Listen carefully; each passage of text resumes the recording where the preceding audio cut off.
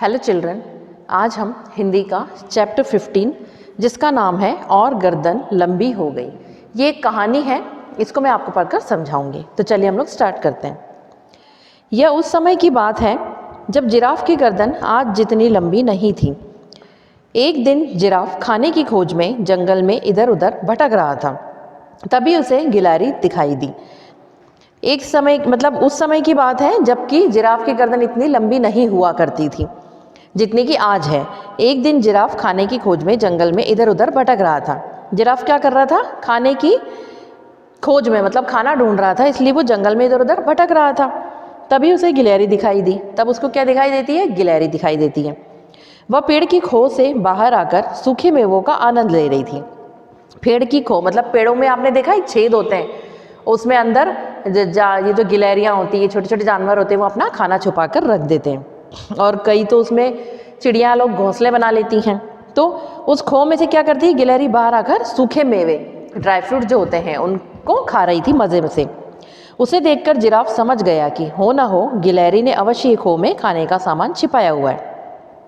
उसको देखकर जिराफ क्या करता है? समझ जाता है कि गिलहरी ने इस खो में खाने का सामान छुपा रखा है। बस फिर क्या था, गिलहरी के वहाँ से जाते ही उसने बिना सोचे समझे खो में अपना मुंह घुसा दिया। अब वो गिलहरी के जाने का इंतजार कर रहा था। जैसे ही गिलहरी गई वहाँ से, वैसे ही जिराफ ने क्या करा? उस खो के अंदर अपना मुंह डाल दिया। परंतु वहाँ उसे खाने को क्या मिला? केवल 2-4 सूखे मेवे। लेकिन उसको क्या मिलता है? वहाँ पे कुल 2-4 ड्राई फ्रूट्स पड़े हुए रहते हैं, वही खाने के लिए मिलते हैं। सूखे मेवे खाने के बाद जिराफ ने खो से अपना मुंह बाहर निकालना चाहा। अब जब वो उन सूखे मेवों को खा गया, मतलब ड्राई फ्रूट्स को खा लिया उसने, तो उसने सोचा अब अपना मुंह बाहर निकाल लो। परंतु यह क्या, खो का आकार छोटा होने के कारण उसकी गर्दन अंदर ही फंस गई। लेकिन उस जो खो थी उसका मुंह क्या था? छोटा था। और जिराफ की गर्दन क्या थी? उस खो में फंस गई। जब उसने गर्दन बाहर निकालनी चाहिए तो वो उसमें फंस गई, निकल नहीं पाई। वो उसे बाहर निकालने के लिए छटपटाने लगा। अब वो दर्द के मारे छटपटाने लगा, उसकी गर्दन फंस चुकी थी अंदर। कुछ देर बाद जब गिलहरी वापस आई तो जिराफ को अपनी खो के अंदर मुंह डाले हुए देखकर बोली, अरे जिराफ भाई, तुम मेरा सामान चुरा रहे हो, शर्म नहीं आती तुम्हें? चोरी करते हुए भागो यहाँ से, यहाँ तुम्हें पेट भरने के लिए कुछ भी नहीं मिलेगा। अब जब गिलहरी आ जाती है और उसके अंदर जिराफ की गर्दन देखती है तो वो कहती है कि तुम मेरे खो के अंदर मुंह डालकर मेरा सामान चुरा रहे हो और तुम्हें शर्म नहीं आती चोरी करते हुए?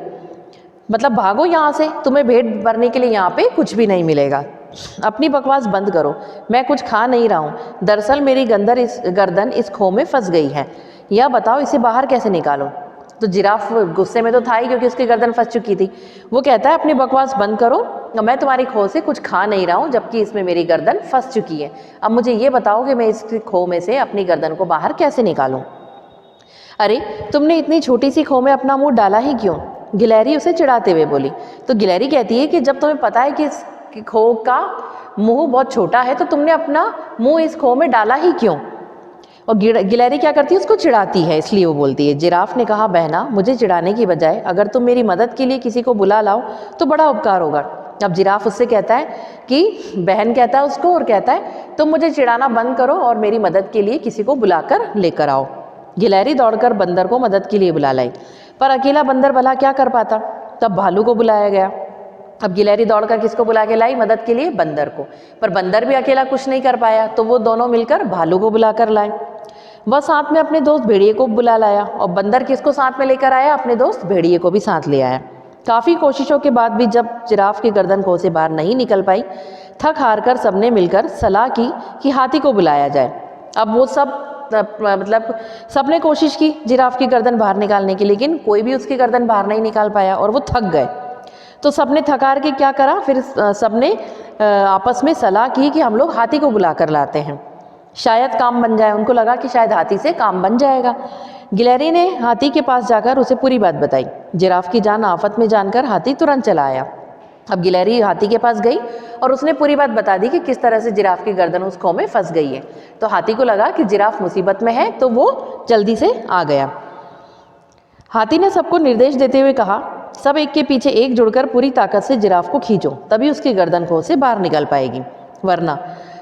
हाथी ने क्या कहा उन सबको आकर कि सब एक के बाद एक दूसरे को पकड़कर जुड़कर पूरी ताकत से, मतलब पूरी ताकत लगा के जिराफ को बाहर खींचो, तो तभी उसकी गर्दन इस खो से बाहर निकल पाएगी।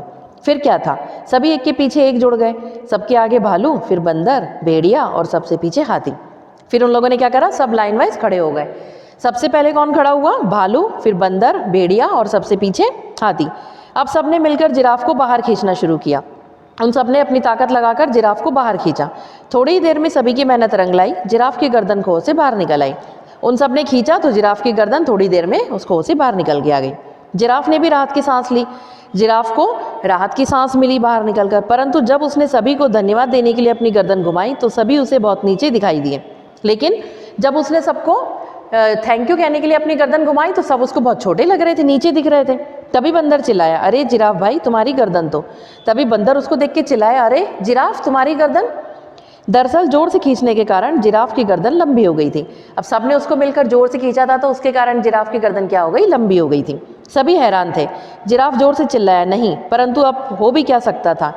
जिराफ सभी हैरान थे, मतलब सब उसको देख के हैरान रह गए।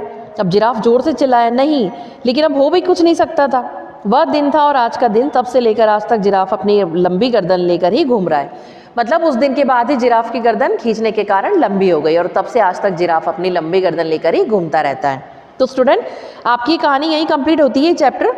इस चैप्टर में बताया गया है कि जिराफ की गर्दन कैसे लंबी हो गई। आपको ये चैप्टर समझ में आ गया होगा और बहुत इंटरेस्टिंग कहानी है, आपको अच्छी लगी होगी। इस चैप्टर की बुक की एक्सरसाइज मैं फिल करके आपको व्हाट्सएप पे सेंड कर दूंगी और इसके क्वेश्चन आंसर आपको रिटर्न में सेंड कर दिए जाएंगे, जिन्हें आपको हिंदी की कॉपी में नोट डाउन करना है। Thank you student.